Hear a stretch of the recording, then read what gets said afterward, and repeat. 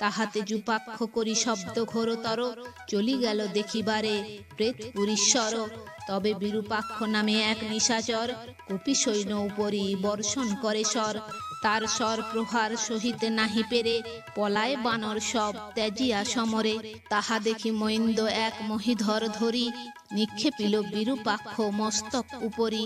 তাহে হত হইয়া বিরূপাক্ষ নিশাচর, ভূতলে পড়িল যেন ছিন্ন ধরাধর। তবে মৈন্দ মহাঘোর সিংহনাদ করি, বধিতে লাগিল মুষ্টি মারি সব ওরি। তাহা দেখি বিদ্যুন্মালী নামে জাতুধন, রথে থাকি বৃষ্টি করে বহু তরবান। 10 দিক আচ্ছাদন করি সেই স্বরে, বিন্ধিতে লাগিল যত ভল্লুক বানরে। তার স্বরঘাতে কেহ স্থির হইতে নারে, বাসনা করয়ে রণ ছাড়ি পলাবারে। তাহা নিরখিয়া নল লয়ে তরুশিলা, বিদ্যুন্মালীরে বধিবারে বর্ষিতে লাগিলা। সেও শত শত স্বর করিলা বর্ষণ, সেই সব সাক্ষী শিলা করিয়া কর্তন। পুনশ্চ নলের প্রাণ বিনাশ করিতে, কোদণ্ড আকর্ষী কাণ্ড লাগিল এড়িতে। সে সকল স্বরে বিশ্বকর্মার নন্দন, শাল শিলা ফেলাইয়া করিল বারণ।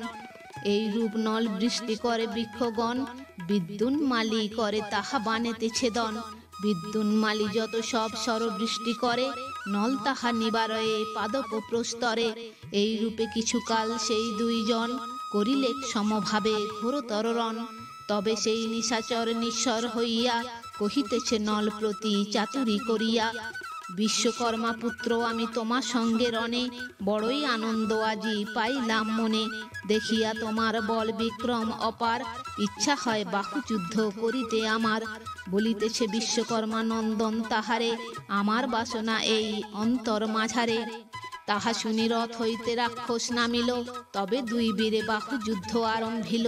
হাতে হাতে ভুজে ভুজে কপালে কপালে, বুকে বুকে প্রহার করো এ দুই সালে। মত্ত মাতঙ্গ যেন দশনে দশনে, যুদ্ধ করে হেন শব্দ হয় ঘনে ঘনে। বজ্রের সমান অঙ্গ উভয়েরই হয়, কাহার প্রহারে কোনো জন ব্যগ্র নয়। কভু বাহু প্রহার করয়ে কোনো জন, বজ্রে সে করয়ে যেন বিকট নিঃসন।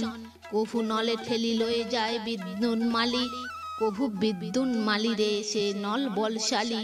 কভু আকর্ষয়ে কভু করে উত্তোলন, কভু চাপি ধরে কভু করয়ে পতন। মুষ্টিদন্ত নখে কভু করয়ে প্রহার, দুই সিংহে করে যেন যুদ্ধ অনিবার। এই রূপে দুই দণ্ডকাল দুইজন, করিলেক ন্যূনাধিক শূন্য বাহুরণ। তবে তো নলের বল না পারি সহিতে, বিদ্যুন্মালী তার হস্ত ছাড়ালো শান্তিতে। পুনর্বার রথে শীঘ্র করি আরোহণ, অতি ঘোর এক শক্তি করিল ধারণ। তাহা দেখি নল এক গিরিশৃঙ্গ ধরি, বিদ্যুন্মালীর উপরে ছাড়িল ক্রোধ করি। সেই শৃঙ্গ পড়ে রথ সারথি সহিত, বিদ্যুন্মালীর প্রাণ ত্যাজি হইল চূর্ণিত। তবে ভীত হয়ে যত নিশাচরগণ, কুম্ভকর্ণ পুত্র কাছে করে পলায়ন। তাহা দেখি যাবতীয় বানর নিকর, ঘন ঘন সিংহনাদ করে ঘোরতর। তাহা দেখি কুম্ভবীর অধিক কুপিল, সসৈন্যে সান্ত্বনা করি সমরে সাজিল। কুম্ভবীরে দেখিয়া পলায়ে কপিগণ, মহেন্দ্র দেবেন্দ্র আর বালির নন্দন। সাহস করিয়া ভর গেল 3 জন, কুম্ভের সহিত গিয়া আরম্ভিল রণ। মহেন্দ্র দেবেন্দ্র তবে 2 বীরবর, গাছ আদি লয়ে গেল সংগ্রাম ভিতর। গাছ আদি কাটি পারে চোখা চোখা স্বরে, বিন্ধিয়া জর্জর কইল মহেন্দ্র বানরে। মহেন্দ্রে কাতর দেখি দেবেন্দ্র চিন্তিত, 30 যোজন পর্বত আনিল তরিত। 30 যোজন পর্বত এড়ে দিয়ে টান, কুম্ভবীরের বানেতে হইল খান খান। বানেতে পর্বত কেটে খান খান করে, বিন্ধিয়া জর্জর করে দেবেন্দ্রে বানরে। মহেন্দ্র দেবেন্দ্রে দোহে হইল অচেতন, কোপেতে পর্বত এড়ে বালির নন্দন। অঙ্গদের পর্বত বানেতে ফেলে কেটে, শতবান অঙ্গদের মারিল ললাটে। বানেতে অঙ্গদ বীর ডাকে সকাতরে, রঘুনাথ ঠাঁই গেল সকল বানরে। 3 বীর অচেতন শুনি এই কথা, মনেতে শ্রীরামচন্দ্র পাইলেন ব্যথা। ঋষভ কুমুদ ও সুসেন সেনাপতি, 3 বীরে রঘুনাথ করিলা আরতি। শ্রীরামের আজ্ঞা পেয়ে চলে 3 জন, আকাশ ছাইয়া করে বৃক্ষ বরিশন। কুপিল সে কুম্ভবীর পুরিয়া সন্ধান, 3 বীরে গাছ আদি করে খান খান। জর্জর হইল তারা কুম্ভবীর বাণে, ভয় পেয়ে তিনজনে ভঙ্গ দিল রণে। তিন বীর পলাইয়া সুগ্রীবের কয়, রুষিল সুগ্রীব রাজা সংগ্রামে দুর্জয়। কুপিয়া সুগ্রীব বীর এক লাফে যায়, পাকাল করিয়া আঁখি কুম্ভবীরে চায়। কুম্ভ বলে বানরা বেড়াস ডালে ডালে, এত তোর বিক্রম না ছিল কোন কালে। সুগ্রীব বলিছে দ্বন্দ্ব নাহি কার শনে, না জানো বিক্রম তুমি এই সে কারণে। তোর শনে রণে করি বিক্রম পরীক্ষা, পড়িলি আমার হাতে নাহি তোর রক্ষা। যমরাজ জেগে বসে আছে তোর তরে, দেখাবো বিক্রম আজি যাবি যম ঘরে। তোর পিতা কুম্ভকর্ণ সে জানে বিক্রম, ক্ষণেক বিলম্ব কর দেখাইব যম। কুপিয়া সে কুম্ভবীর তীক্ষ্ণ বাণ জোড়ে, ৩০০ বাণ রাজা সুগ্রীবের এড়ে। বাণ খেয়ে সুগ্রীব যে চিন্তিত অন্তর, লাফ দিয়া পড়ে তার রথের উপর।